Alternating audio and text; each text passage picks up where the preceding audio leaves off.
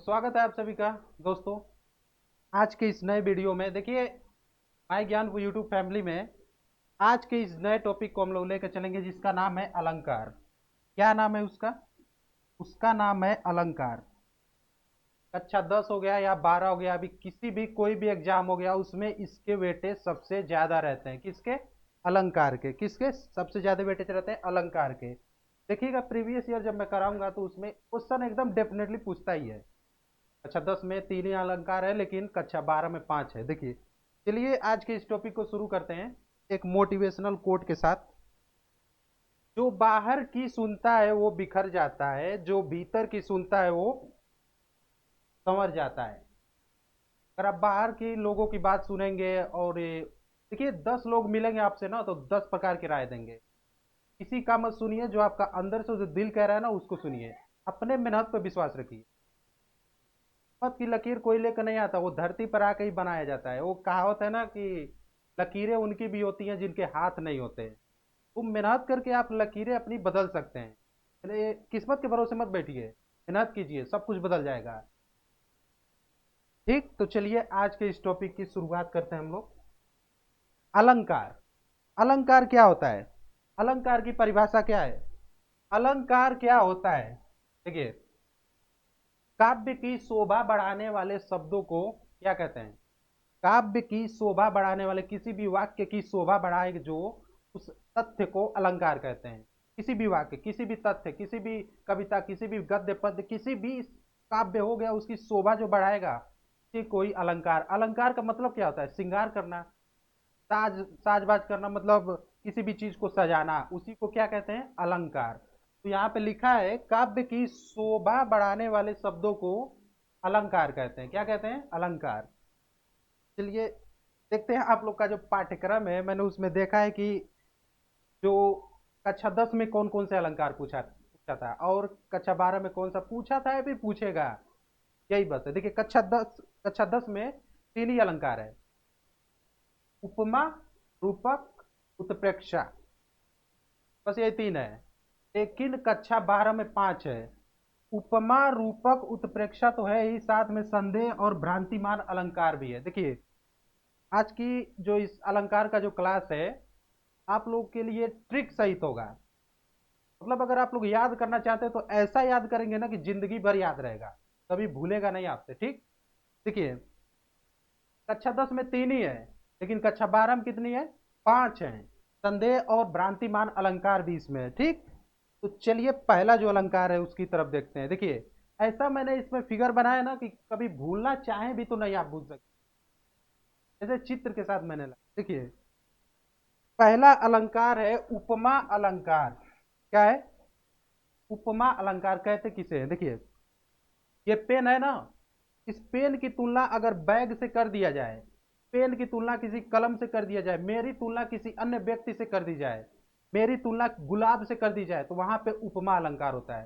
ये कह दिया जाए कि तुम गुलाब की तरह दिख रहे हो, या फिर तुम चांद की तरह दिख रहे हो, तो वहां पे उपमा अलंकार होता है। आपको कुछ और कह दिया जाए तो वहां पे क्या होता है? उपमा अलंकार होता है। ठीक, देखिए, लिखा है परिभाषा, जब किसी व्यक्ति या वस्तु की तुलना किसी अन्य व्यक्ति या वस्तु से की जाए तो वहां पे कौन सा अलंकार होता है? कौन सा अलंकार होता है? उपमा अलंकार होता है। देखिए, उदाहरण, मुख चंद्र सा है प्रभु श्री राम का। श्री राम की जो मुख है वो किसके समान है? चंद्रमा के समान। ये देखिए, चंद्रमा यहाँ है और प्रभु श्री राम को कह रहा है कि आपका जो मुख है वो चंद्रमा के समान है। तुलना कर दिया ना, तो वहां पे उपमा अलंकार हो जाएगा। जब आपको कह दिया जाए तुम गुलाब की तरह दिख रहे हो, तुम सलमान खान की तरह दिख रहे हो, तुम शाहरुख खान की तरह दिख रहे हो, तो वहां पे कौन सा अलंकार होता है? उपमा अलंकार होता है। क्या होता है? उपमा। देखिए, चांद की तुलना प्रभु श्री राम से की जा रही है, तो यहाँ पे कौन सा अलंकार होगा? उपमा अलंकार। इसके अन्य उदाहरण भी देख लीजिए आप लोग। एक सॉन्ग है, आप लोगों ने सुना होगा, फूलों सा चेहरा तेरा कलियों सी मुस्कान है। किसकी तुलना?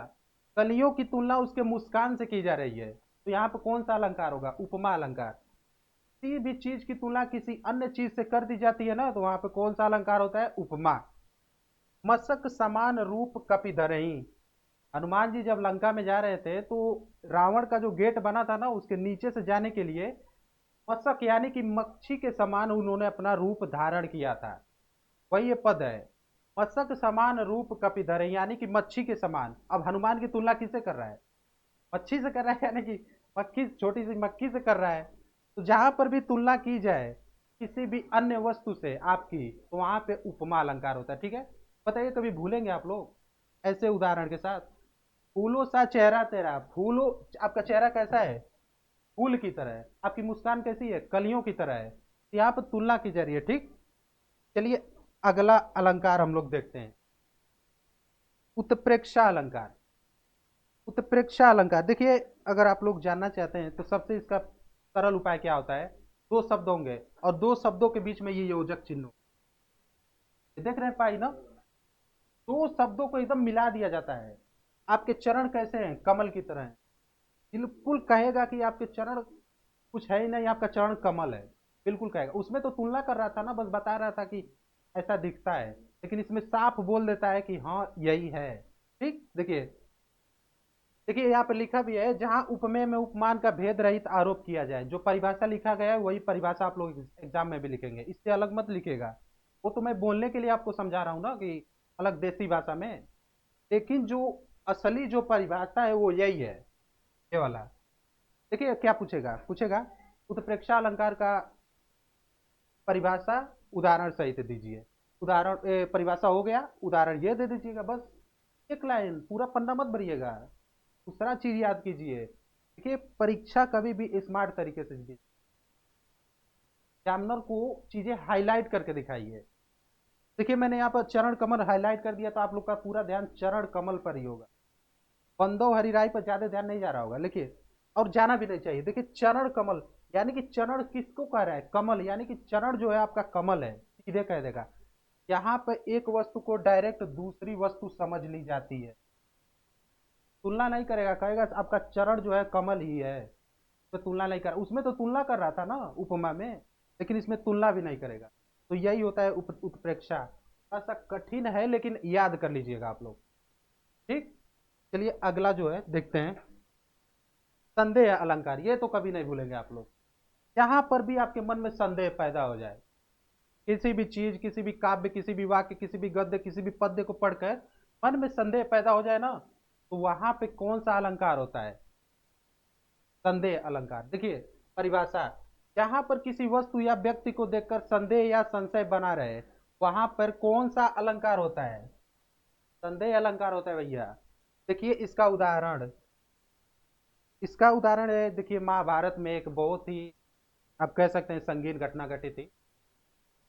पांडव और कौरव के जितने भी गुरुजन है, फैमिली मेंबर्स है, सबके सामने एक स्त्री का मतलब चीरहरण हुआ था।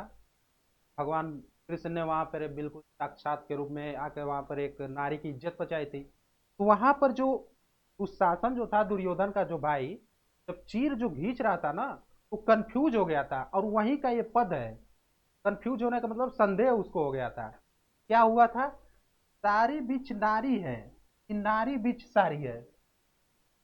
सारी की ही नारी है कि नारी की ही सारी? वो सोच रहा था कि भैया सारी की नारी है कि नारी बिच सारी है, कि नारी बिच सारी है कि सारी बिच नारी है। सोच रहा था, यहाँ पर संदेह हो गया था उसको। यहाँ पे कौन सा अलंकार? देखिए यहाँ पे मैंने इसमें एक पिक भी लिया है। यहाँ पे महाभारत का सीन है, द्रौपदी का चीरहरण। द्रौपदी के जब चीरहरण हो रहा था ना, देखिए आप लोग स्क्रीनशॉट ले लीजिएगा। और जो यहाँ पे दिया है उदाहरण, वही चीज लिखिए। सबसे आसान मैंने उठाया है। देखिए इतना ज्यादा कठिन कठिन आप लोग का उदाहरण दे रहा था, मैंने सोचा यार ये तो हेडेक हो जाएगा आप लोग के लिए, तो बहुत ही आसान लाया हूँ। देखिए परिभाषा ये नोट कीजिए और उदाहरण ये दीजिए, आप लोग के लिए इंटरेस्टिंग भी है और याद भी हो जाएगा, भूलेंगे नहीं कभी आप लोग। देखिए सारी बिच नारी है कि नारी बिच सारी है, सारी की ही नारी है कि नारी की ही सारी है? आसान है। तो संदेह जहां पर भी बने वहां पर संदेह अलंकार होता है। ठीक, चलिए अगला अलंकार। अगला अलंकार है हमारा रूपक अलंकार। कौन सा है? रूपक। जहां उपमेय में उपमान की संभावना प्रकट की जाती है, वहां पर कौन सा अलंकार होता है? रूपक अलंकार होता है। जहां उपमेय में उपमान की संभावना व्यक्त की जाए, ये परिभाषा आप लोग याद कीजिए। थोड़ा अटपटा लग रहा है ना, लेकिन याद कीजिए। देखिए इसका ट्रिक क्या होता है, यहाँ पे लिखा है ना ट्रिक। इसके वाक्यों में हमेशा होता है जानो जानहू, मानो मानहू, इन सब में से कोई शब्द आ जाएगा। समझ जाइएगा वहां पे कौन सा अलंकार है, उत्प्रेक्षा रूपक अलंकार है। जानो, देखिए इन चार शब्दों में से अगर कोई भी आ जाए, मानो, मनहु, जानो, जनहु, चारों शब्दों में से अगर कोई भी आ जाए ना, तो वहां पे कौन सा अलंकार होगा भैया, रूपक अलंकार। क्या हो जाएगा, रूपक अलंकार हो जाएगा। देखिए उदाहरण में, अंबर में मानो तारे अनगिनत, अंबर में तारे मानो अनगिनत मोती, आ गया ना मानो, कौन सा अलंकार होगा, रूपक अलंकार। कौन सा अलंकार होगा, रूपक अलंकार। जहां पर भी ये चार शब्द आ जाए, देखिए मैंने ये ट्रिक बनाई है, ये मैं जब यूपी पुलिस है, यूपी मतलब आगे के एग्जाम दे रहा था, तो उसमें हम लोग को याद करना पड़ता, बहुत ज्यादा चीजें याद करनी पड़ती, उसके लिए हमें ट्रिक बनाना पड़ता है। तो ये मैंने ट्रिक सोचा आप लोग को बता दूं, अगर याद कर लेंगे तो आगे जब कोई भी पुलिस का, आर्मी का, जीडी का, आरपीएफ का कोई भी एग्जाम देंगे ना, तो कठिन नहीं होगा। अलंकार देखिए ऐसे भी उसमें ही पढ़ाया जाता है, ठीक। तो जहां पर भी ये चार शब्द आ जाए, मानो, मनहु, जानो, जनहु, वहां पे रूपक अलंकार होगा। देखिए अगला, अति कटु वचन कहतई के कई, मनहु लोन जरे पर दे, क्या आ गया, मनहु आएगा जरूर, वहां पे रूपक होगा, ठीक। परिभाषा ये याद कीजिए और अलंकार उदाहरण को ये याद कर लीजिए। आप लोगों को पता है, मैंने जब एकेडमी में जब मैं पढ़ता था, तो कक्षा 8-7 में सुना होगा आप लोगों ने कि एक देता था वो 4 लाइन की संस्कृत में कविता लिखी है। कक्षा 6, 7, 8 इन सब में मैंने एक ही लिखा था, त्वमेव माता पिता त्वमेव वाला जो नहीं है 4 लाइन, वही मैंने बस उसमें लिख दिया था कक्षा 6, 7, 8, और उसी से मेरा काम चल जाता था। तो परीक्षा में हमेशा स्मार्ट स्टडी लगाइए, देखिए। और जो भी है परीक्षा में ही दिखाइए। एक मैंने कोट भी लाया था कि बाहर कभी भी अपनी चीज़ों का बखान मत कीजिए, जो दम दिखाना है एग्जाम में दिखाइए, अपने आप सबसे चिल्ला चिल्ला कर आपका जो मेहनत है वो बयां कर देंगे, ठीक। तो देखिए, जहाँ उपमेय में उपमान की संभावना प्रकट की जाती है, वहां रूपक अलंकार होता है। और शब्दों में मानो, मनहु, जानो, जनहु जैसे वाचक शब्दों का प्रयोग किया जाता है। देखिए अंबर में तारे मानो अनगिनत, मानो आ गया ना, वहां पे रूपक होगा, ठीक। तो आई होप ये समझ में आ गया होगा। चलिए अगला जो अलंकार है, लास्ट अलंकार है। कक्षा 10 और 12 आप लोग बांट लीजिएगा आपस में, तीन अलंकार कक्षा 10 वाले याद कर लेंगे, और 5 जो है कक्षा 12 वाले, ठीक। भ्रांतिमान अलंकार, भ्रांतिमान अलंकार किसे कहते हैं, जहां पर किसी वस्तु में दूसरी वस्तु का भ्रम हो जाए। भैया कोई एक चीज है, कोई रेगिस्तान, आप लोगों ने फिजिक्स में एक चीज पढ़ा होगा, मरीचिका। मरीचिका क्या होता है, पूर्ण प्रकाश परावर्तन के दौरान जब रेगिस्तान में हमें पानी का जब अनुभव होता है, तो वहां पे हमें ऐसा लगता है कि रेगिस्तान में पानी है, लेकिन जब पास में जाएंगे ना, पानी नहीं होगा, वहां पे रेगिस्तान ही रहता है। तो पूर्ण आंतरिक परावर्तन के कारण होता है। मैं फिजिक्स का इसमें नहीं लूंगा, लेकिन देखिए वही होता है आपका भ्रांतिमान अलंकार, जहां पर किसी वस्तु में किसी अन्य वस्तु का भ्रम किया जाए, मतलब आप सोच रहे हो कुछ और है, लेकिन वो है वो कुछ और, ठीक। देखिए उदाहरण से स्पष्ट हो जाएगा। लक्ष्मी थी या दुर्गा थी, स्वयं वीरता का होता है, किसके लिए आया है,